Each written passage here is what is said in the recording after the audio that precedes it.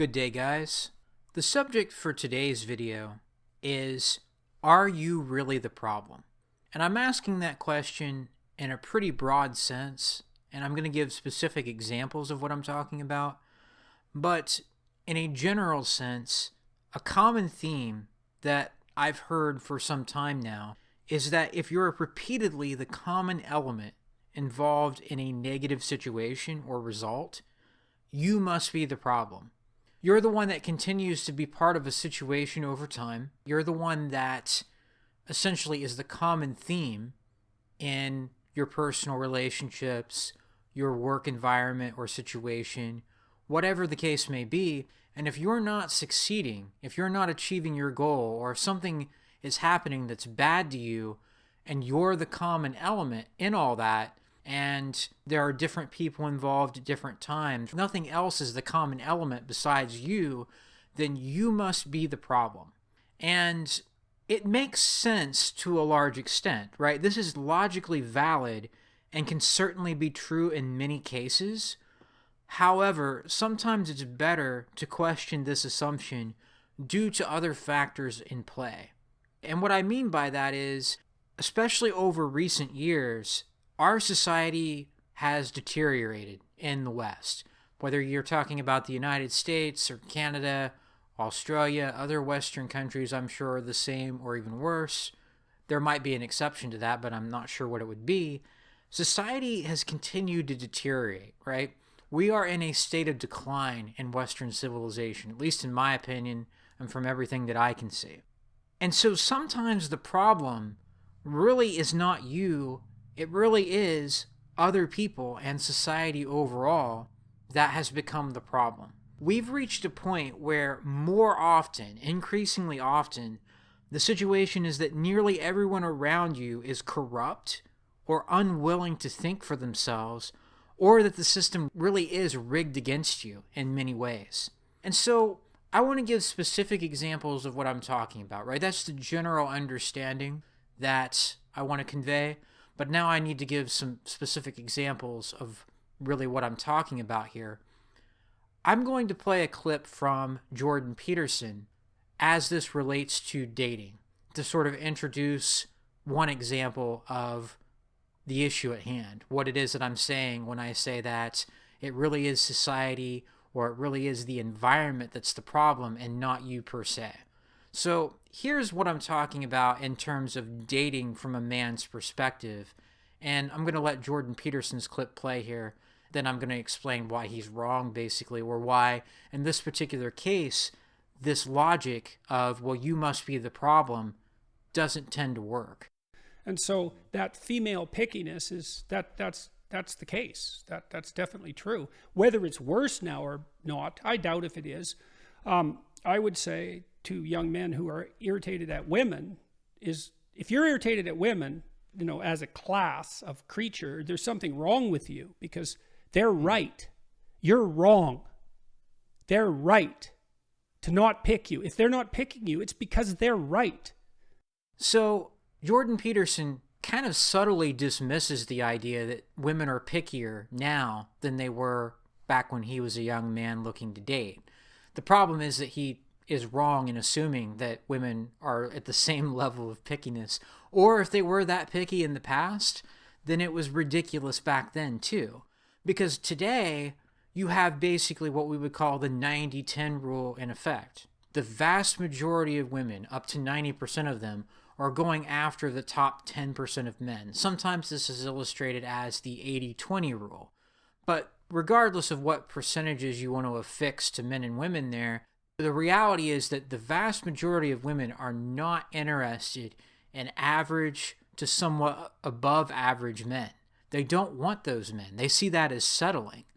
And so when that's the environment, when the average woman has runaway hypergamy, basically, is looking for the bigger, better deal, is basically allowing herself to be shared by the top 10 to 20% of men, while not really wanting to be in a monogamous relationship with a guy that's below that, because she sees that kind of man as below her standard. The reality is that if you're the average guy, no matter what you do, you're probably not going to be successful at dating. And there have been others like Stardust that have talked about this in terms of lookism.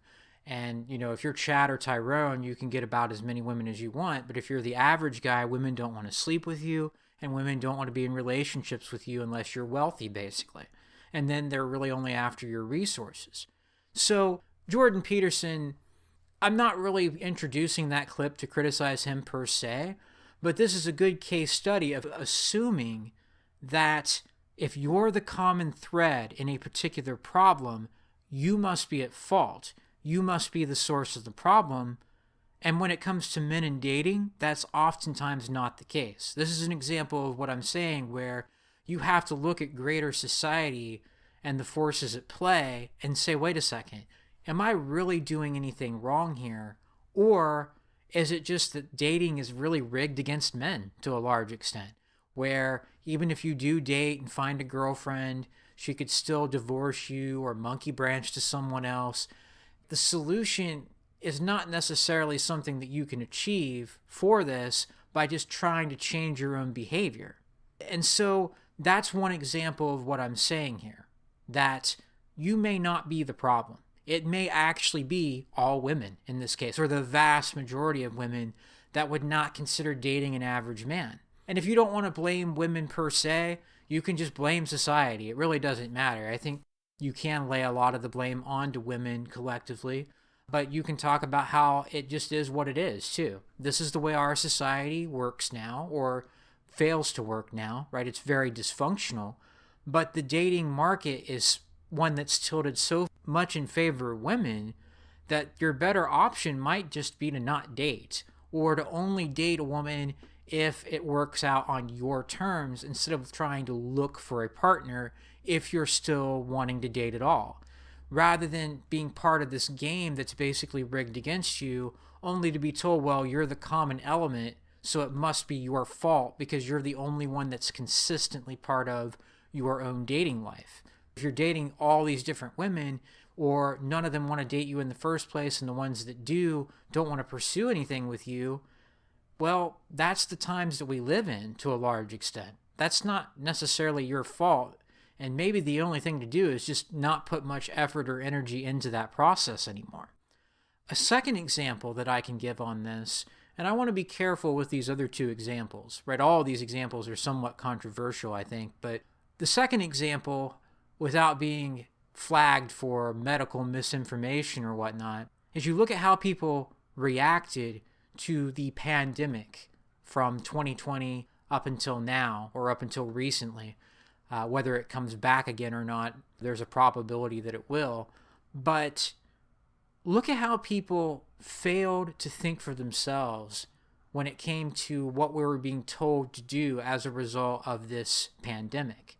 People were told things like, you must get vaccinated in order to protect other people, or you're bad if you don't do that. You had people everywhere trying to guilt trip people that did not decide to get vaccinated on this basis, that you need to protect other people by getting vaccinated. But can't those other people protect themselves by getting one of these wonderful, safe, and effective vaccines? If these vaccines work so well and everyone should get it, or virtually everyone should get vaccinated, then why can't those people just protect themselves and then leave it alone?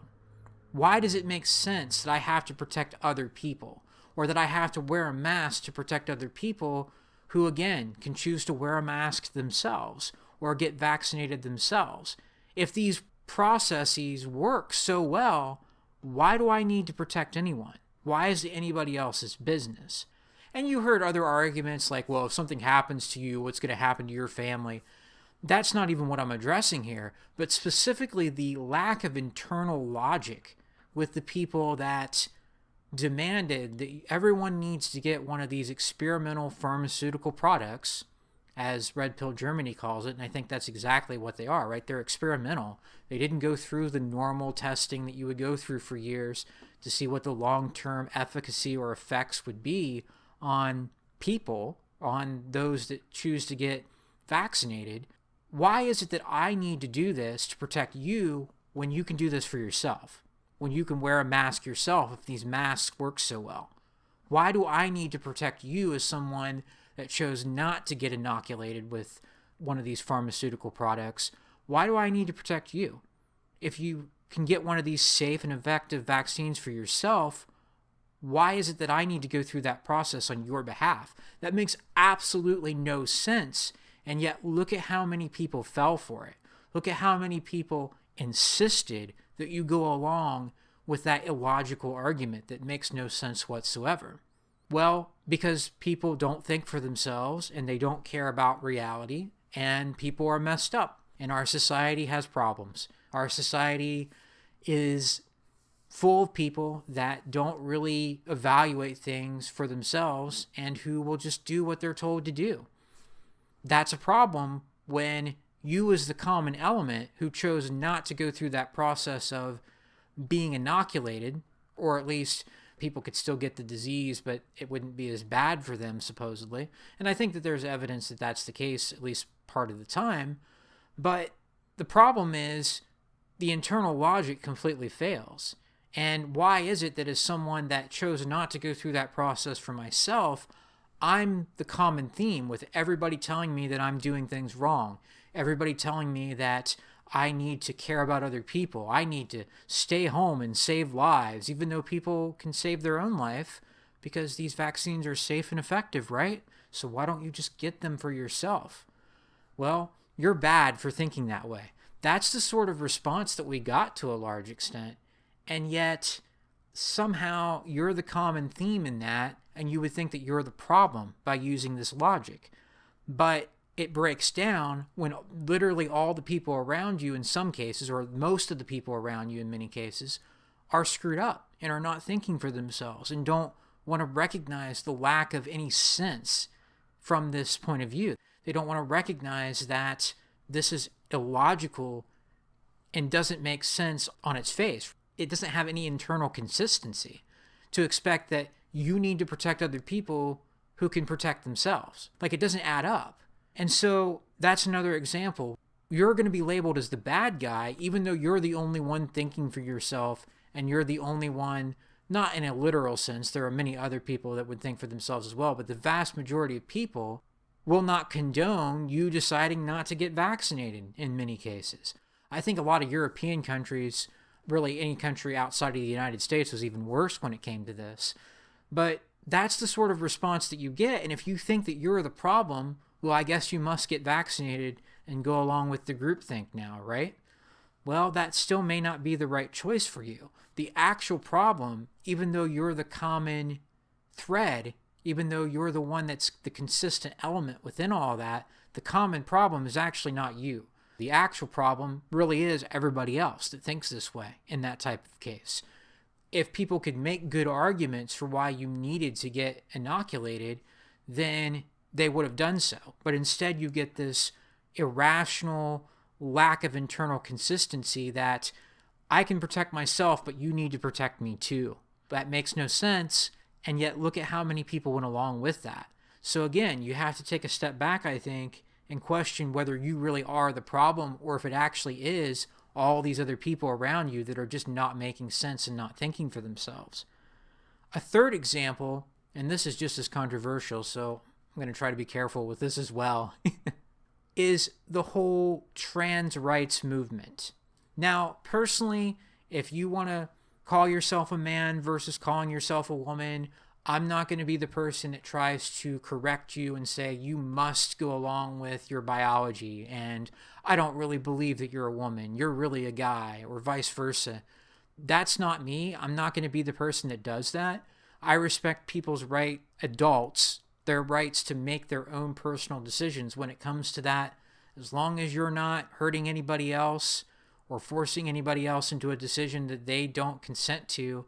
I think you should be allowed to pretty much do what you want with your own life. But biological reality says that if you have a Y chromosome, you're male, and if you lack a Y chromosome, you're female. Those are basic biological rules. Now, if you actually have a chromosomal disorder, or you somehow have half a Y chromosome, or your genetics don't match up with the parts that you develop somehow, and that can happen, I think, then you might be an exception to that. You might be in a really negative situation where you basically have to decide whether you're going to be male or female.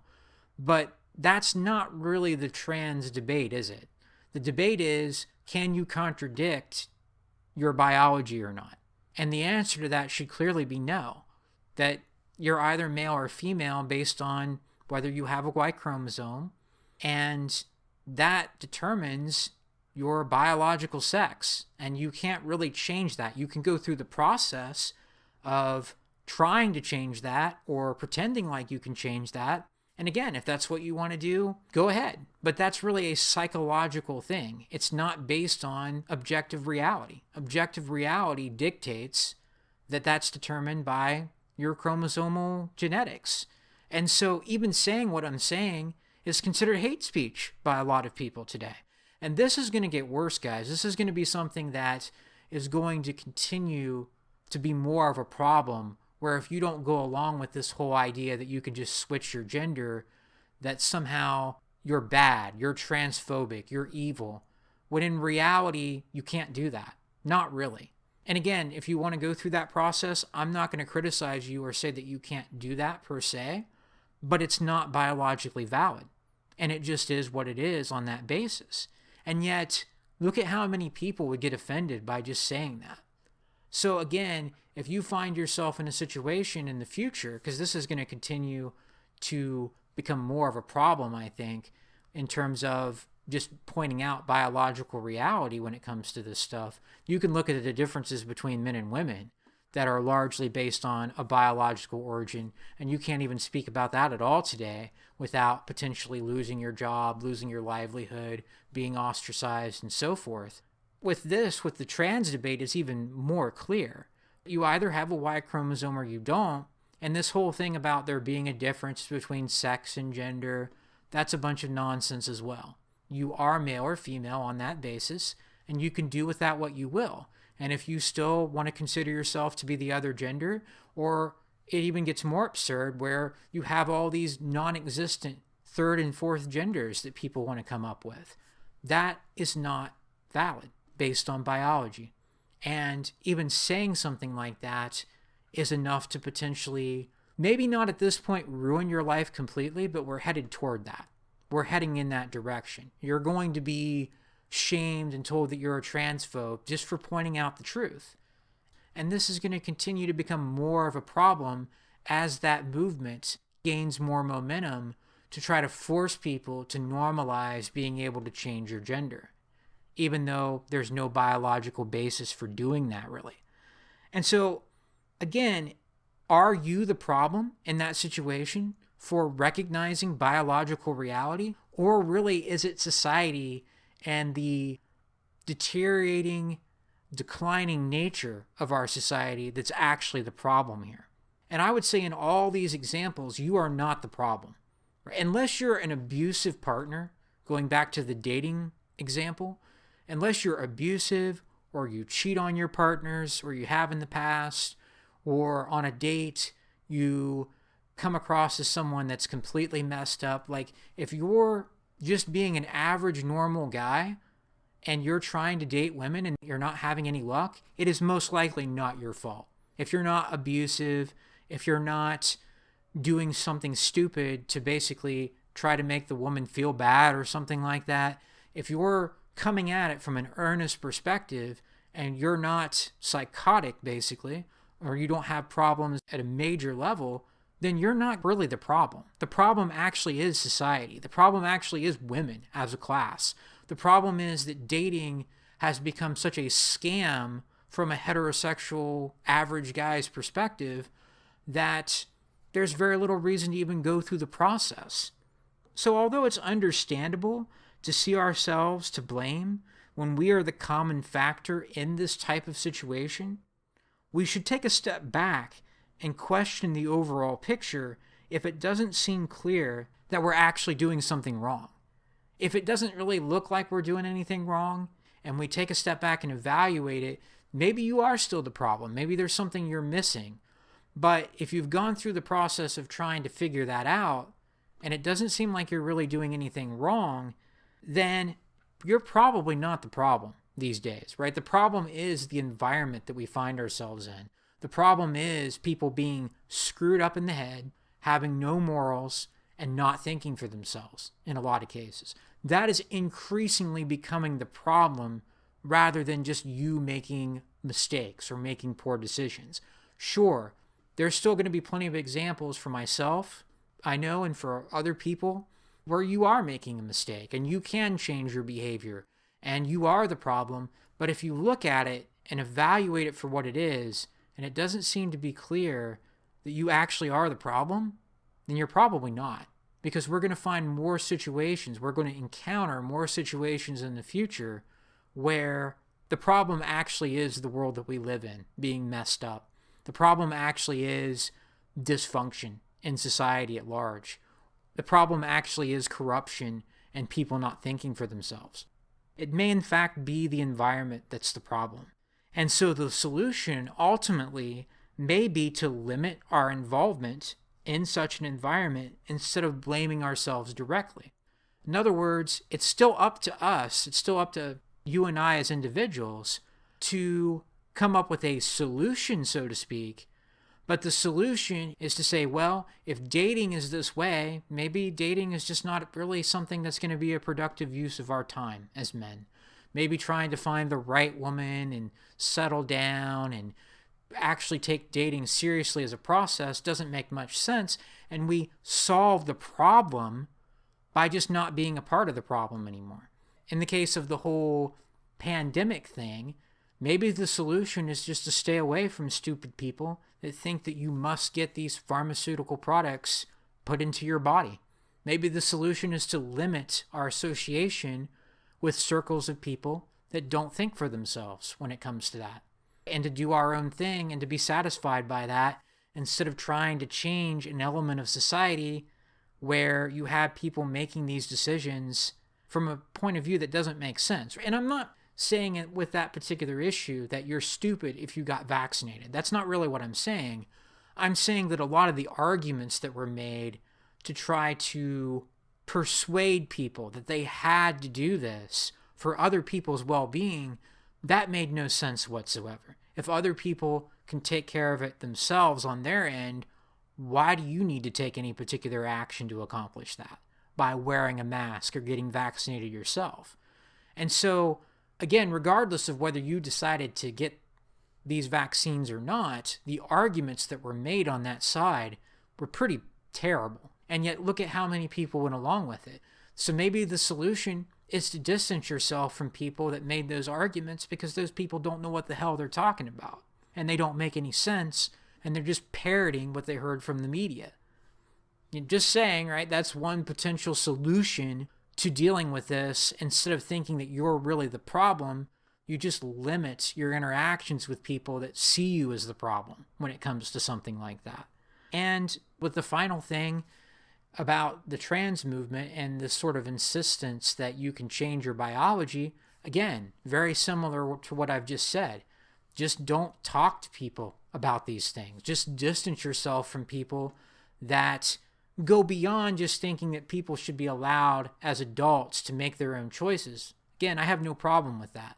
But again, beyond just allowing people to make their own decisions for themselves as adults, there's no basis in objective reality for doing this. You are male or female based on whether you have a Y chromosome or not. And you can try to inject any sort of nonsense that you want into that argument, but that's what it has to boil down to if you're consistent with your biology, if you recognize what our biology is. And so, again, the solution is to just limit your interactions with stupid people that can't see that, frankly, and only associate with people that think for themselves. Or if you can't do that, then you just let people think whatever they want and you just don't play a role in it whatsoever, right? You just mind your own business, basically. The solution, again, is to just make better choices for yourself almost. Is to just limit your exposure to these sort of environments where you're going to be labeled as the problem, but really the problem is a lot of the time other people or society as a whole. The problem may very well indeed be women as a class. The problem may very well be people that go along with either leftist ideology or in some cases traditional conservative ideology. Whatever the case may be, the problem a lot of the time is not you, especially if you can reflect and look at the situation and realize, I'm not really doing anything wrong here. This is just a messed up place to be. This is just a messed up situation to be a part of.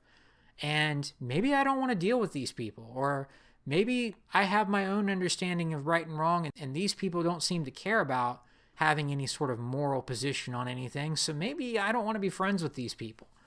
That a lot of the time is going to be the solution, is to just minimize your interactions with people and with processes or institutions that are just messed up and corrupt at this point. And I think this is going to get worse, guys. To wrap up this video, it's going to get worse with time. And if you think that you're the problem in all of these circumstances, you're going to have a difficult time overcoming these situations. You're going to have a difficult time thinking that, well, wait a second, if I'm the problem, I need to continue to adjust. I need to continue to try to fit in. I need to continue to make reforms to my own behavior.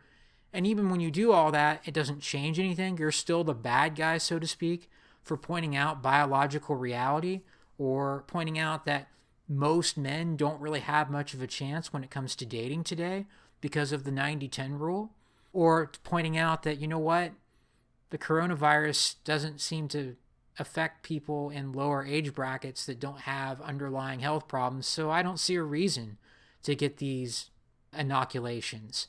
Well, you're the bad guy. You can continue to try to explain yourself and continue to try to fit in, but that's not going to work, and you're going to end up breaking down trying to do that. The better solution is to just try to minimize your role within that environment, to just try to focus on making good decisions for yourself, as I've said in many other videos, and not necessarily blame yourself, right?